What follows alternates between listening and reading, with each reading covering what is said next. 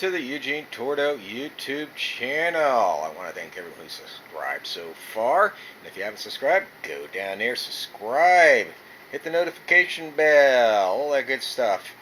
Thumbs up, thumbs down, share with your friends. I'm trying to grow the channel so it will get monetized and help pay for all these projects I do. Anyway, as you can see, other than painting and cleaning up and painting, my vise stand that I made is finished. I may have talked about it in previous videos. Anyway, probably when I did a repair video on this vise where the vise cracked and I had to weld it, and I did a video on that. I'll try and leave a link up there. Anyway, I shot, I don't know, all sorts of footage on this, making this, and when I went to go play it back, there was no sound. So, at least not in the first part where I intro and explain everything. So I'll try and leave a picture-in-picture up here to help along with what I'm going to talk about.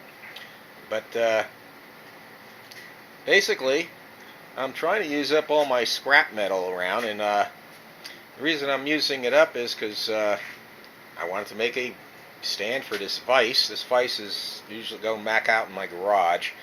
Usually it's bolted to a workbench out there. You've probably seen it in my other videos, like I said. And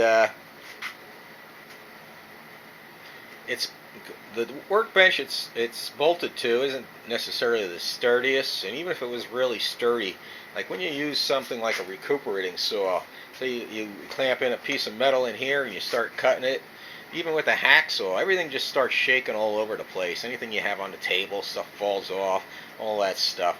So separate stand, and I'll bolt the stand to the floor once I get it back out there in the garage, and it'll be all by itself. And anytime I put something in here, clamp something in this vise, and cut it with a saw or bend it or hammer on it, it's not going to affect anything that's on that table.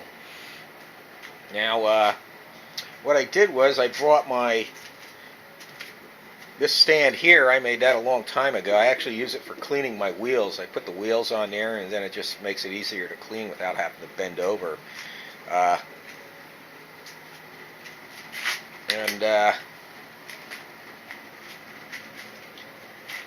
What I did was I brought that down in the basement, and I put that brake rotor. Like I said, I'm using up old parts, like this old piece of metal, and the old brake rotor, and these old pipes that I have laying around, and etc., etc. And I mean, I could just go to Home Depot and buy one. I forgot what they cost. They're not really super expensive. I don't think it would be as good as this, as strong as this. But anyway, I took the brake rotor, and I took an old bearing race. And the reason I took an old bearing race is the hole in the middle of that brake rotor was bigger than the outside diameter of that pipe. And to fill in that gap, I took an old bearing race. I had to turn down the outside of it to fit in the hole on the brake rotor, and then bore out the inside of it to fit that pipe exactly, so that acted as a spacer. And then I welded in the bearing cup from the bottom, and then slid the pipe through the top and welded that on top, so it's welded on bottom and top basically. Plus I added those gussets. The reason I have this wheel stand here is I put that brake rotor on top of here, and that allowed me to rotate it while I was welding it. You know, I could weld a little section, rotate it, weld a little section, rotate it, and it worked out pretty good. Of course, when I got to this part, I just basically sat that on, got it all level and square, and sat it on top of the pipe. Well, this is sitting on the floor, tack welded underneath, and then took it and flipped it over on top of the table here, and then finished welding it there. Getting back to this metal, I don't know if you can see how thick that is. I'll use my finger as a reference. That's a pretty heavy-duty piece of metal. And getting to cutting metal, I you can't see the names on them, but these are those Diablo metal cutting blades here. And I use the recuperating saw. I prefer the recuperating saw over my angle grinder because when you use an angle grinder, even if you use, like this is a diamond cutting metal blade, blade for cutting metal. It's diamond coated edge, and it works really well. However, it still makes all sorts of sparks and all sorts of, and it gets the metal really, really hot. And I don't know, maybe you can see it on the end of this piece of metal. This is what I use for the gussets. When I cut this metal, I went and used the blade, the cut-off blade, for that. And if you use one of the carbon, the fiber blades, these actually cut quicker and more aggressively than this blade.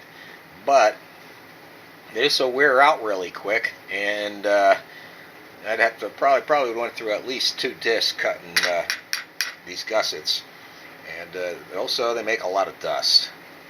So whenever I can, I prefer the recuperating saw. I put some cutting oil on it, and it makes a little smoke when it gets hot. But it actually took too long to cut this real thick metal. It took me maybe about 10 minutes, and then I had to drill a couple of 4 big holes to mount the vise. And when I did that, I used these drill bits. These are not cobalt. I actually thought they were cobalt when I bought them, and I actually got them off of eBay. I'm going to leave a link down there in the description box. But they're cobalt coated. They're high-speed steel, cobalt coated, and hopefully you can see that.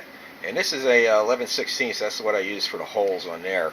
I made them a little oversized in case I messed up. I went up to my garage. I have the lathe and the milling machine, a combination lathe milling machine up there, and I used that to drill it. And this bit blasted right through it. Yeah, I blasted 4 holes right through this thick steel. Did a really good job, and it's still nice and sharp and looking good. So I'm really impressed with these, especially for the price I got them for. Some of the problems I ran into welding was all of a sudden when I got down to the gussets, which were the last things I did. And I wasn't going to even add the gussets. And I said, I might as well. I got the welder set up. I got this down here. And I thought, yeah, I might as well. All of a sudden the welds started getting real bad. And it took me just a couple of minutes to figure it out. And it turned out that I needed to tighten up this adjustment screw. This puts more tension on the wheel that feeds the wire, the MIG wire, through the gun. And I went and used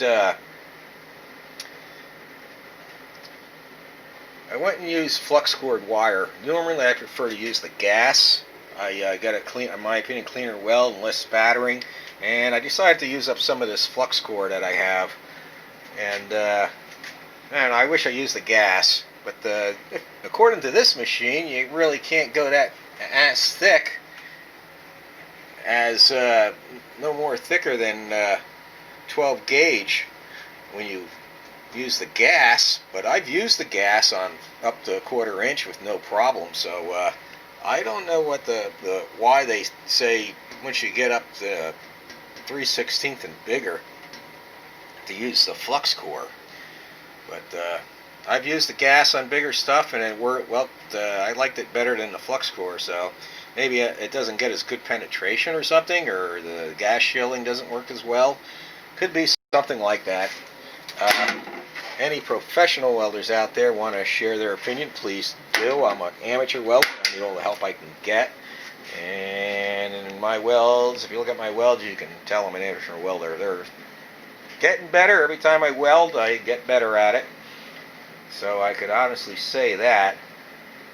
And anyway, that's another project done. When the summertime comes or spring comes and the weather warms up, I'll clean that up real good, take it outside and paint it black. For now, it's just going to stay like that.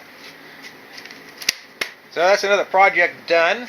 And my next project is, I think I said in another video that I wasn't going to change these universal joints because they do feel really good. But I'll go over why I'm going to go ahead and change them. I already have the universal joint bearings anyway, and which I painted red. and I'll try and go over all that in another video. And that's all I really need to do is put the half shafts back in, change out the universal joints, the half shafts back in the car, and of course I got to get the spindle rods or control arms, whatever you want to call them, and these are refinished. Used up some wheel paint I had from Chevy S10 that I had when I painted the wheels, and refinished them because they needed it. Their finish was anodized finish was getting pretty bad.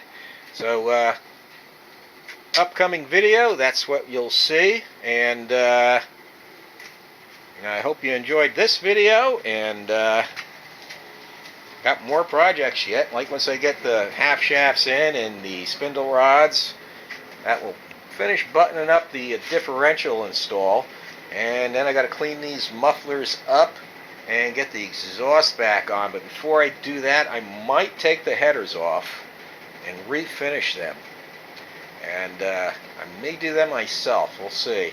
I don't know yet. It depends how much time I have to do these projects. So there's also another surprise project I have to take care of.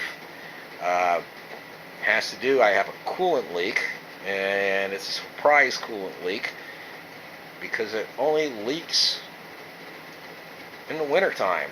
Yeah, I could go drive all summer without a drop of coolant, and then when it gets down to a certain temperature, it leaks, and I'll show you that in an upcoming future video. Also, I want to take the instrument cluster out and send that out and have it calibrated and rebuilt. So maybe I'll do that, and some other stuff. I don't know, there's a bunch of other projects I got to do, and I'm always finding something to do on the Corvette. It's like my pastime, I guess. But I want to thank everybody for watching. I want everybody to have a good day, and God bless.